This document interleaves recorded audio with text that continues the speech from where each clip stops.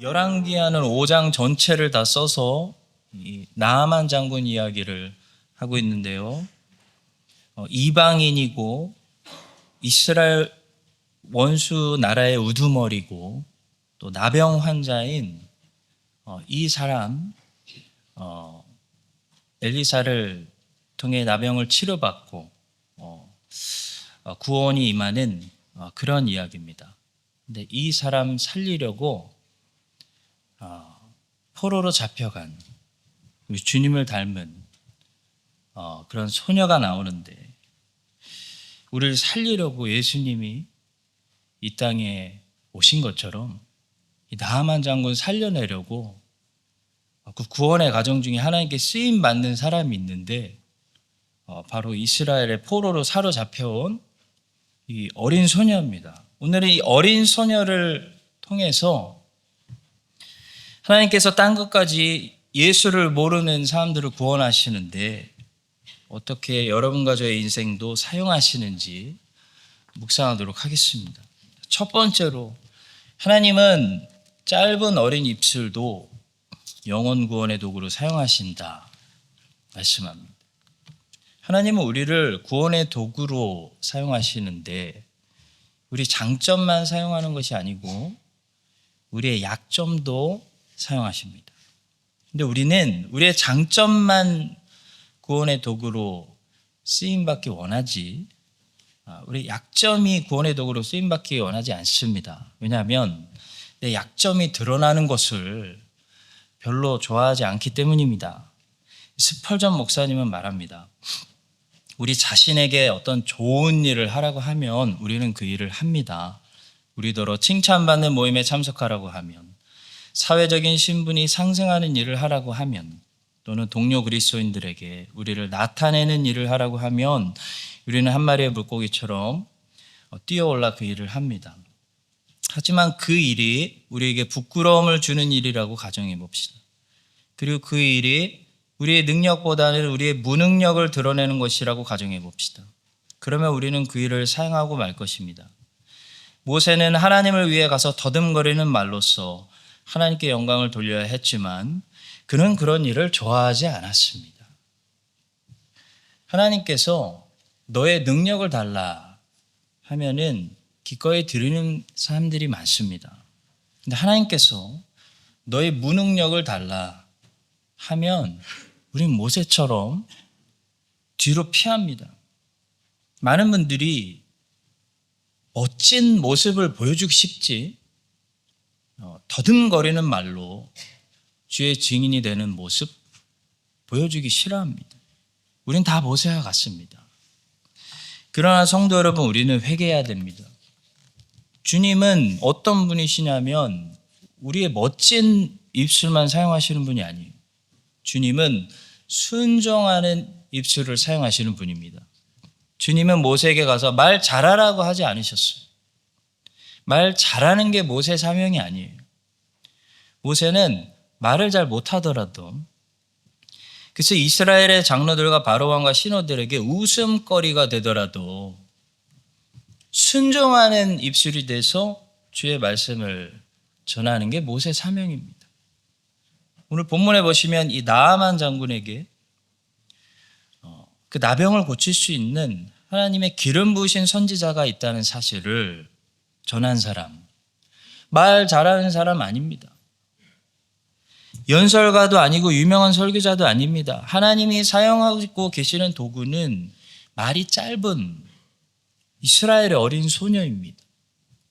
하나님은 이 어린 소녀의 입술을 사용해서 구원의 메시지가 나아만에게 도착하도록 하십니다. 시편 8장 2절을 주목하십시오. 주의 대적으로 말미암아 어린아이들과 젖먹이들의 입으로 권능을 세우십니다. 여러분과 제가 말을 더듬거린다는 걸 변명으로 구원의 소식을 안 전하면 하나님께서는 제이키즈 아이들 입을 사용해서 구원의 소식을 전하십니다. 이스라엘의 어린 소녀이기 때문에 당연히 말을 잘 못했을 거예요. 얘는 짧게 이야기했습니다. 그런데 얘는 명확하게 이야기하고 있습니다. 보면 3절을 보십시오. 그의 여주인에게 이르되 우리 주인이 사마리아에 계신 선지자 앞에 계셨으면 좋겠습니다. 그가 그 나병을 고치리이다. 이 이스라엘 소녀는 혹시 고칠지도 모릅니다. 라든지 아마 고칠 겁니다. 아마 될걸요.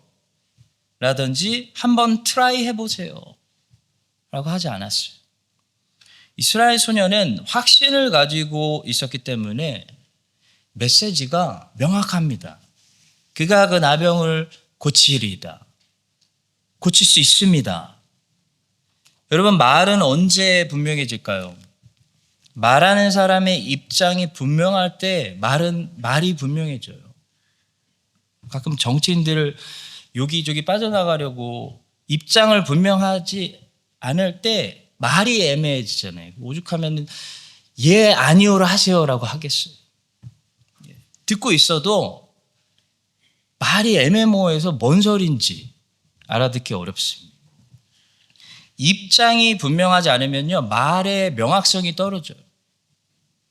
이 이스라엘 소녀는 어린애라서 말이 짧지만 이스라엘 하나님을 향한 아이의 입장이 분명하기 때문에 메시지가 분명합니다. 메시지가 명확합니다. 엘리사가 능히 고칩니다. 라고 선포했어요. 여러분, 우리 자녀들에게 가서 물어보세요. 애들이 말은 짧아도 메시지가 명확할 거예요. 예수 그리스도가 왕입니다. 라고 할 거예요. 제대로 배운 애들은. 마찬가지로 오늘 기독교는 세상에 똑똑한 말 잘하는 그런 교회가 아니라 명확한 말을 해야 됩니다. 명확한 말을 하려면 하나님을 향한 우리의 입장이 먼저 분명해야 돼요. 하나님에 대한 우리의 입장이 먼저 분명해야 하나님에 관한 우리의 말이 명확하게 나올 수가 있습니다. 제이시 라일 목사님은 이미 19세기 영국을 바라보며 다음과 같은 걱정의 말을 했습니다. 현 시대에 있어서 내가 참으로 두려워하는 것은 무신론이 아닙니다. 그것은 범신론입니다. 즉 아무것도 참이 아니라고 말하는 체제가 아니라 모든 것이 참이라고 말하는 체제입니다. 그것은 구세주는 존재하지 않는다고 말하는 체제가 아니라 참으로 많은 구세주가 존재하며 평화에 이르는 참으로 많은 방법이 있다고 말하는 체제입니다. 그것은 그 어떤 것도 잘못되었다고 말하고자 하지 않는 체제입니다. 그것은 우리 주 예수 그리스도와 다른 여러 가지를 한 부류에 섞어 넣음으로써 모두를 영화롭게 하려는 것처럼 보이는, 모두에게 대해 좋게 생각하려는 체제입니다. 하나님이 80살이 된 실패자 모세를 다시 찾은 것은 모세가 말을 잘하는 입술을 가졌기 때문이 아니고요. 모세에게는 더 이상 하나님 외에 아무것도 남아있지 않았기 때문입니다. 그래서 모세는 더 이상 이걸 못했어요. 세상도 바라보고 세상 능력도 같이 쓰고 하나님 능력도 받아 쓰고 이걸 할 게 안 남았습니다. 세상도 모세를 버렸기 때문이에요. 모세만 세상을 버린 게 아니라 세상도 모세를 완전히 버렸습니다. 그래서 하나님께 더듬거리는 모세의 입술은 아무 문제가 되지 않습니다. 그러나 하나님께 세상의 능력도 모세가 갖다 쓰고 하나님의 능력도 빌려 쓰는 애매모호한 입장은 하나님께 방해가 돼요. 문제가 돼요. 그래서 80살에 찾은 거예요. 세상이 철저히 모세를 버리도록 기다리신 거예요. 토마스 굿윈 믿음의 본질이라는 책에서 하나님은 우리가 여러 가지를 동시에 사랑할 수 있도록 허용하시지만 우리가 여러 가지를 동시에 신뢰하고 의지하도록 허용하시지 않는다고 말했습니다. 예수 그리스도는 당신의 사랑보다는 당신의 믿음에 훨씬 마음을 쓴다. 주님은 자기 이외에 다른 것들을 자신과 더불어 종속적으로 사랑하도록 허용하신다. 그러나 자기 이외에 어떤 것을 믿도록, 자기 이외에 어떤 것에서 도움을 구하도록 허용하시지는 않는다. 우리는 우리 가족들을 사랑하고 있습니다.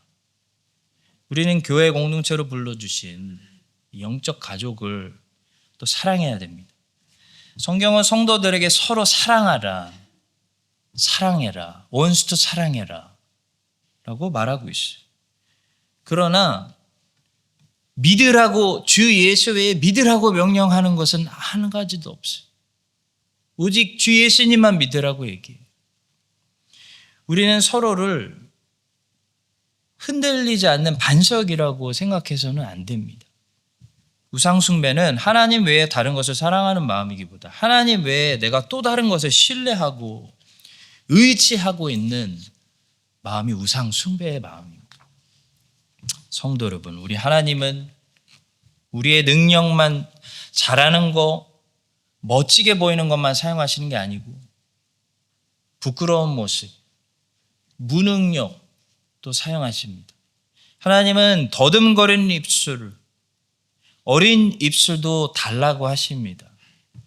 우리가 세상과 하나님을 동시에 신뢰하지 않고 오직 하나님만 의지하며 하나님을 향한 우리의 입장이 분명할 때 하나님께서 여러분과 저의 이 작은 입술을 통해서 세상에, 작은 입술이지만, 비록 이민자의 입술이지만 세상에 분명한 메시지가 한인장로교회와 우리와 우리 자녀들을 통해 분명하게 나가게 해주시기를 우리의 입술을 지으신 예수님의 이름으로 축복합니다. 자, 두 번째로, 이스라엘 소녀는 포로로 잡혀왔지만 구원의 도구로 쓰임받았다는 사실입니다. 하나님은 우리의 형통만 구원의 도구로 사용하시는 것이 아닙니다. 하나님은 우리의 고난도 구원의 도구로 사용하십니다. 왜냐하면 어떠한 영혼들은 깊은 동굴 속에 있는 것과 같기 때문에 누군가가 고생해서 깊은 동굴 들어가지 않으면 하나님이 그 영혼을 꺼내올 수 없기 때문입니다. 그래서 하나님은 우리에게 고난을 주시고 우리가 당하는 고난도 영혼을 구원하는 도구로 사용하시는 거예요. 근데 우리는 형통하기만 원하지 고난받기 싫어합니다. 고난받으면 하나님으로부터 도망갈 생각부터 합니다. 그러면 안 됩니다. 그러면 어떻게 되냐면요, 고난은 고난대로 받고요, 고난을 통해 주시려는 구원의 열매를 우리가 우리 삶을 통해 보지 못하게 돼요. 고난은 피해갈 수 없는, 우리가 피할 수 없는 인생의 한 부분입니다. 그래서 어차피 고난을 어느 정도 받아야 된다면 고난을 잘 받고 고난을 통해 선한 일을 성취하시는 하나님을 우리가 만나도록 해야 됩니다. 여러분, 어린 소녀가 납치당해서 낯선 땅으로 끌려와서 종이로 살고 있는데 얘가 엄마 아빠가 얼마나 보고 싶었을까? 얼마나 하나님을 원망하고 하나님으로부터 멀리 영원히 도망칠 수 있었을까요? 그러나 얘는 하나님의 섭리를 믿었습니다. 실수하지 않으시는 하나님을 알았습니다. 나에게 어떤 일이 일어났다면 하나님이 허락해서 일어났다는 사실을 믿었어요. 그리고 하나님은 환난 중에도 살아갈 수 있는 피할 길을 주신다는 사실을 알았어요. 매일 감당한 일만 내 앞에 주신다는 사실을 얘는 경험했던 것 같아요. 그리고 언젠가 이 모든 것이 협력하여 하나님이 작정하신 선한 계획을 성취하신다는 사실. 그게 나만 구원이죠. 그리고 요셉처럼 좋은 결과를 주셔서 다시 엄마 아빠에게 돌아갈 수도 있을지도 몰라 라는 그 믿음과 소망을 지키고 있었다는 거예요. 뺏기지 않았다는 거예요. 여러분, 사도 바울의 전도여행을 보니까 어떤 영혼들은 바울의 형통함을 통해서 하나님께 돌아오지만 어떤 영혼들은 꼭 바울이 얻어맞아야 하나님께 돌아오는 영혼들이 있다는 사실을 자주 보게 됩니다. 루디아는 바울이 기도하는 장소를 찾다가 만나서 대화가 잘 돼서 이미 마음이 열려 있었어요. 만나보니까. 그래서 아주 형통하게 그리스도께 돌아온 사람입니다. 그런데 모든 사람들이 이렇게 루디아처럼 그리스도께 돌아오는 건 아니에요. 빌립보의 그 간수장은 바울이 감옥에서 만난 사람이죠. 빌립보 간수장의 영혼은 바울이 두들겨 맞고 감옥에서 고생해서 고난을 통해 그리스도께 돌아온 영혼입니다. 어떤 영혼들은 우리의 형통을 통해서 그리스도께 돌아오지만 어떤 영혼들은 우리가 고난당해야 그리스도께 꼭 어렵게 돌아오는 영혼들이 있습니다. 나아만 장군의 영혼은 이 이스라엘의 한 어린 소녀가 포로로 끌려와서 고난받는 그 고난을 통해 하나님께 돌아온 영혼이 되었습니다. 그러니까 여러분과 저의 인생에도 우리를 통해 하나님이 구원하시고자 하는 나아만들이 있습니다. 그 깊은 굴에서 누군가는 들어가야지 꺼낼 수 있는 영혼들이 있다는 거예요. 그 나아만들이 그리스도께 돌아오려면 여러분과 제가 이 소녀가 포로로 잡힌 것처럼 하나님이 주신 어느 정도 고난을 달게 받아야 됩니다. 하나님은 우리에게 어느 정도의 고난을 받도록 정하셨습니다. 예수님은 사도 바울이 받게 될 그 고난의 신비에 대해서 아나니아에게 이렇게 말씀하신 적이 있어요. 그가 내 이름을 위하여 얼마나 고난을 받아야 할 것을 내가 그에게 보이리라. 그리고 바울은 자기에게 작정된 정하신 그 고난이 있구나. 내가 얻어 맞아야 고난 당해야 주께 돌아오는 영혼들, 주님이 정하신 고난이 있구나. 이거 깨달았을 때 그 고난의 신비에 대해서 이렇게 고백을 했어요. 나는 이제 너희를 위하여 받는 괴로움을 기뻐하고 이제 받아들인다는 거예요.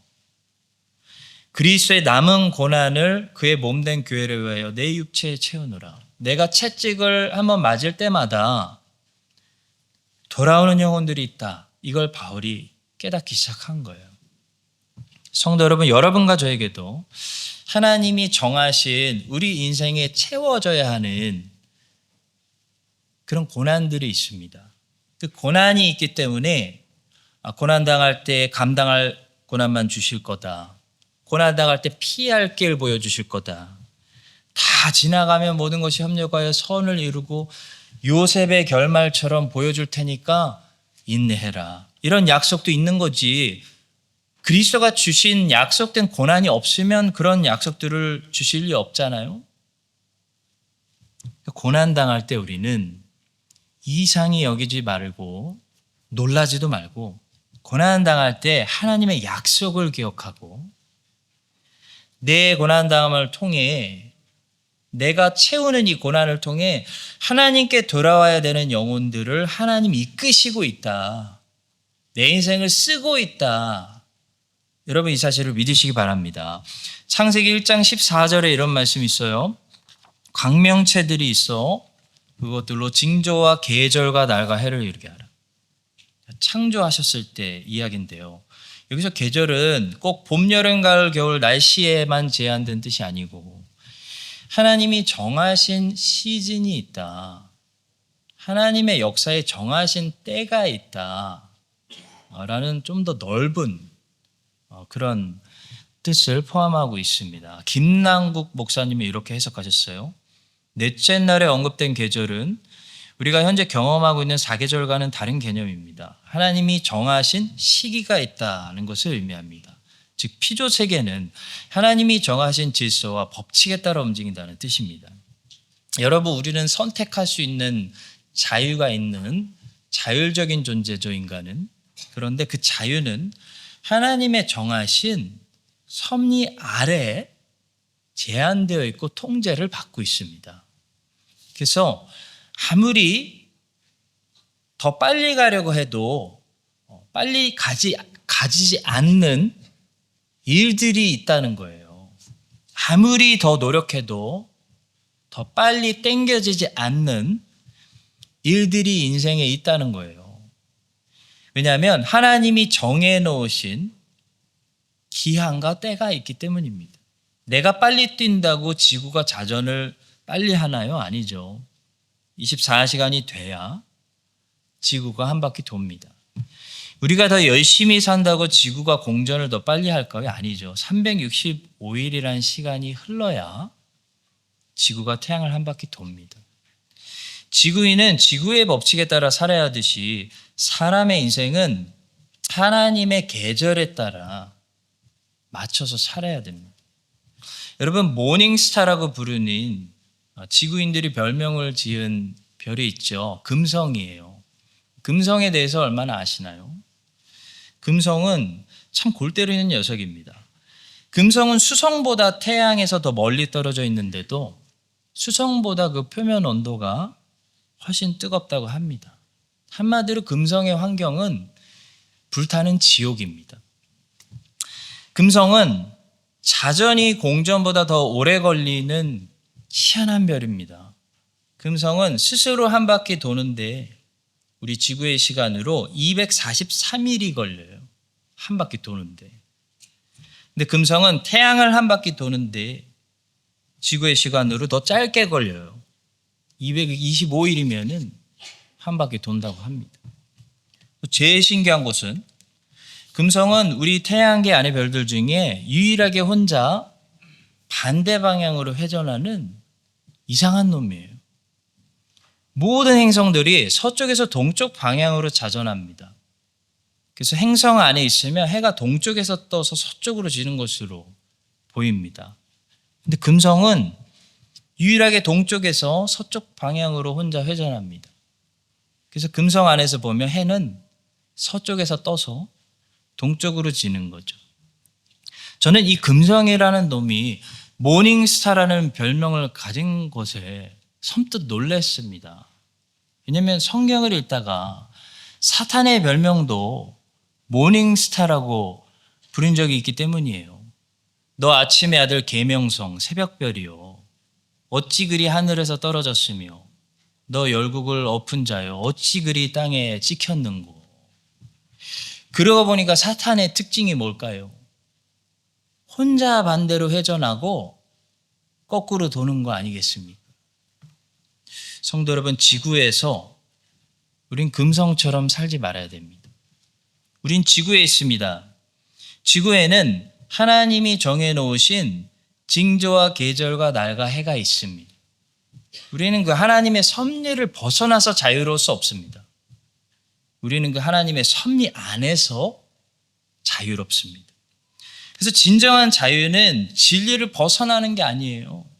진정한 자유는 진리 안에서 우리가 충분히 누리는 자유입니다. 진리를 알지니 진리가 너희를 자유롭게 하리. 하나님은 우리에게 우리가 어느 정도의 고난을 받도록 정하셨어요. 고난은 우리 인생의 한 부분입니다.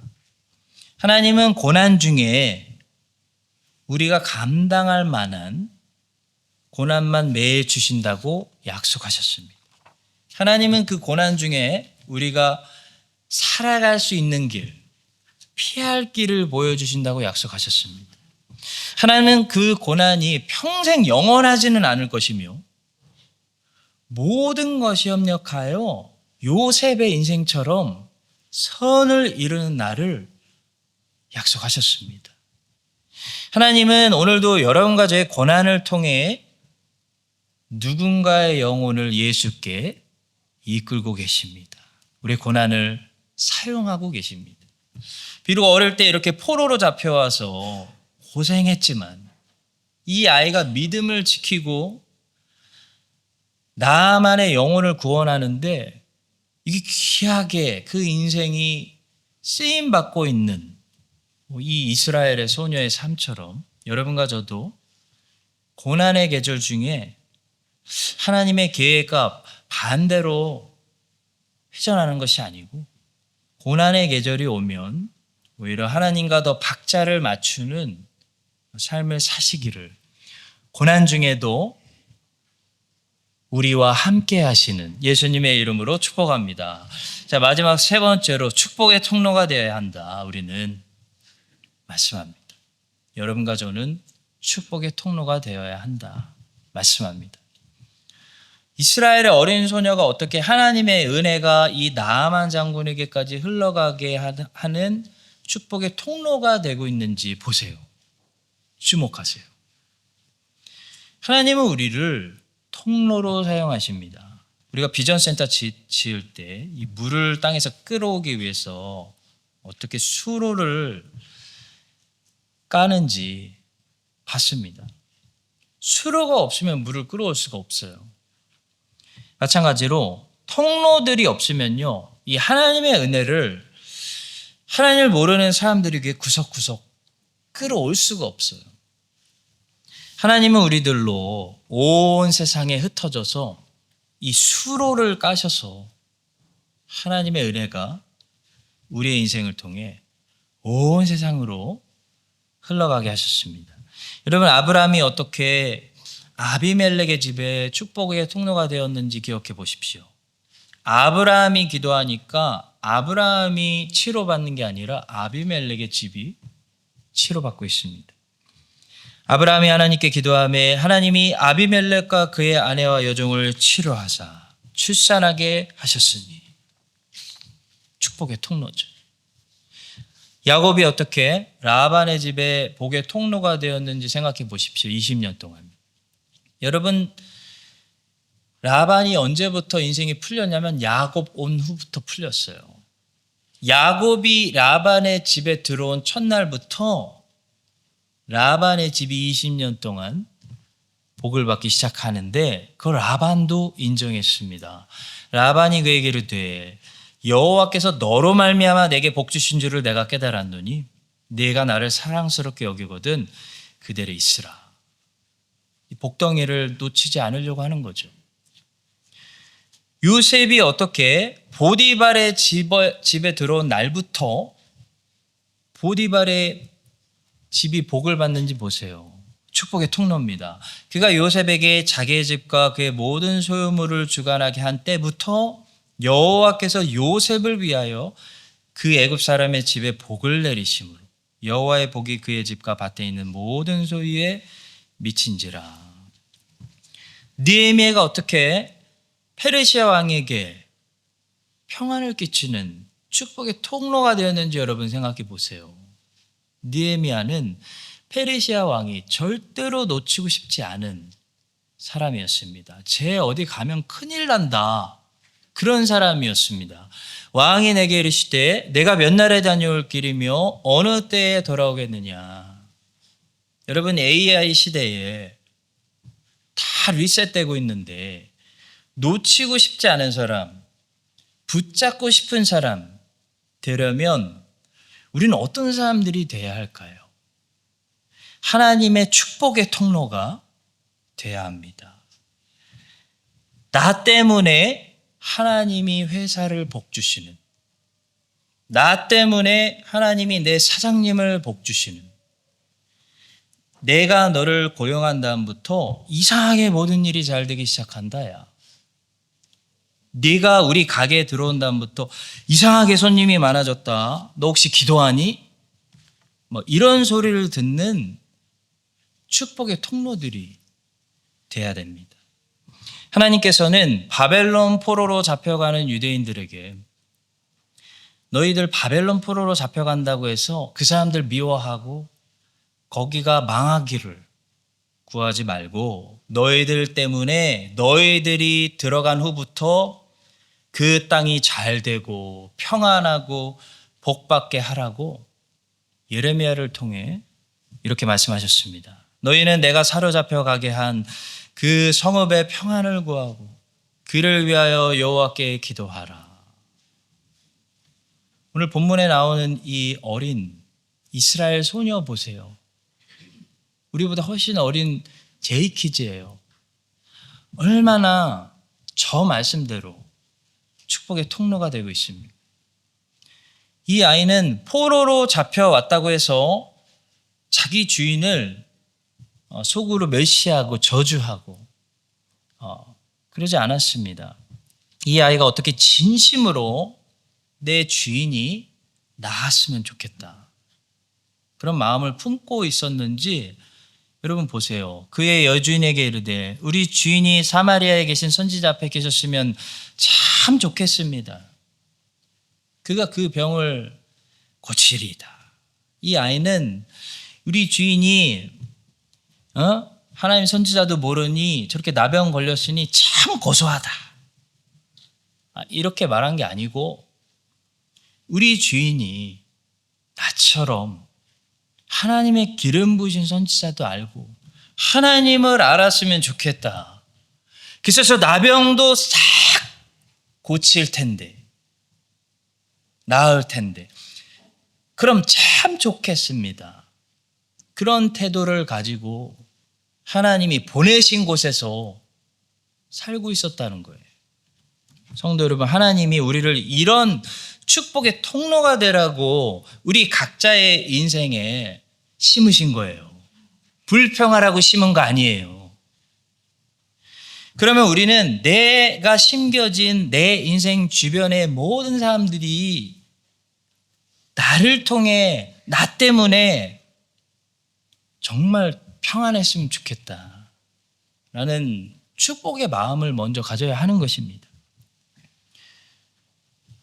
끝으로 세상 사람들은요, 우리 하나님을 볼 수 없기 때문에 우리를 통해 하나님을 본다는 사실을 말씀드리려고 합니다. 유도슨 목사님은 이렇게 말했어요. 하나님은 볼 수 없는 영이십니다. 그래서 사람을 하나님의 형상대로 창조하셨다는 것은 사람을 통해 하나님을 볼 수 있게 하셨다는 뜻이 되기 때문입니다.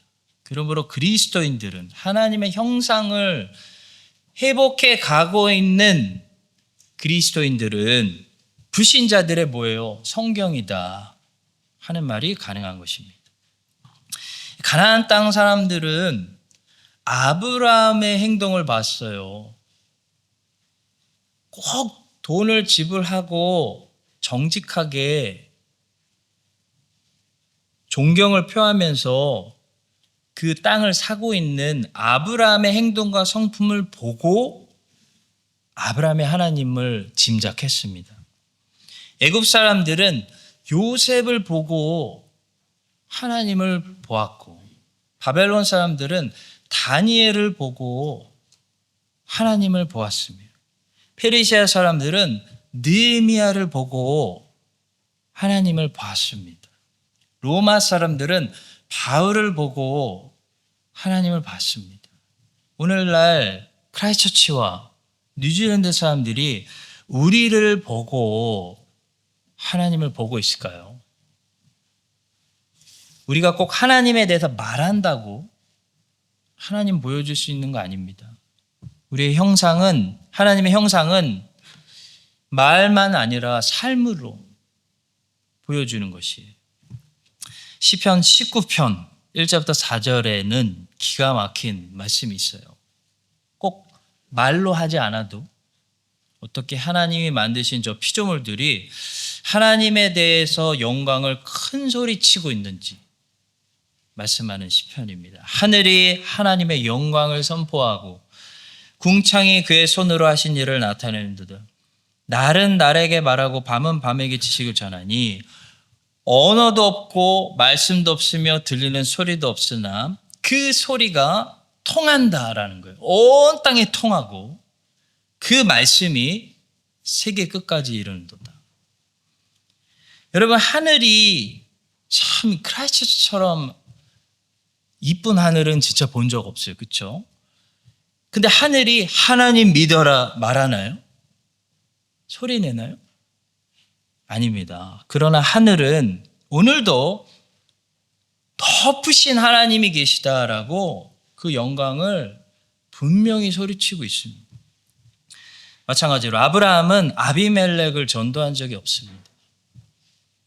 아직 수평 정도의 사명을 받은 적이 없어요. 수직 전도만 하면 돼요. 이상만 전도하면 돼요. 근데 아브라함의 삶은 분명히 하나님에 대해서 아비멜렉에게 무언가 말하고 있는 전도의 삶이었어요. 느헤미야는 아닥사스다 왕에게 하나님 믿으라고 전도한 적 없습니다. 술 맡은 간원장이 고대 왕에게 종교를 전도할 수 없어요. 그러나 느헤미야의 삶은 큰 소리로 하나님에 대해서 왕과 왕비에게 말하고 있는 삶이었어요.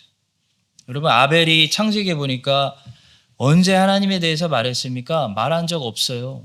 근데 아벨이 정성스럽게 준비한 그 제사가, 아벨의 예배의 모습이 하나님이 어떤 분이신지, 무엇을 받으시기에 합당하신 분인지에 대해서 모든 것을 말했어요. 지금까지 말하고 있어요. 그가 죽었으나 그 믿음으로써, 그 믿음의 제사로서 지금도 말하고 있는 거예요. 우리 하나님이 이러신 분이다. 여러분과 저도 우리에게 언어의 말만 주신 것이 아니고 삶으로도 말을 주셨습니다. 삶으로도 말해서 이 본문에 나오는 이 제이키즈, 이 어린이처럼 우리의 삶이 우리 주변 사람들에게 하나님이 주시고자 하는 큰 은혜가 흘러가는 축복의 통로들이 되시기를 예수님의 이름으로 축원합니다. 기도하겠습니다. 하나님 아버지, 잘하는 것만 드리고 멋지게 보이는 것만 드리지 않고 더듬거리는 입술도 드리고 부끄러움 당하는 모습도 드려오니 이스라엘 소녀처럼 명확한 메시지로 예수님을 증거하게 하여 주시옵소서. 우리에게 고난을 어느 정도 정하시고 고난을 통해 꼭 돌아오는 영혼들 있는 줄 믿습니다. 우리의 고난당함을 통해서 나아만들과 빌립보 감옥의 간수장들이 주 예수님께 어서 돌아오게 하여 주시옵소서. 저희들 크라이처치에서 축복의 통로들이 되어 우리의 인생을 통해 하나님의 은혜가 더 많은 사람들에게 넘치게 하여 주시옵소서. 예수님의 이름으로 기도합니다. 아멘.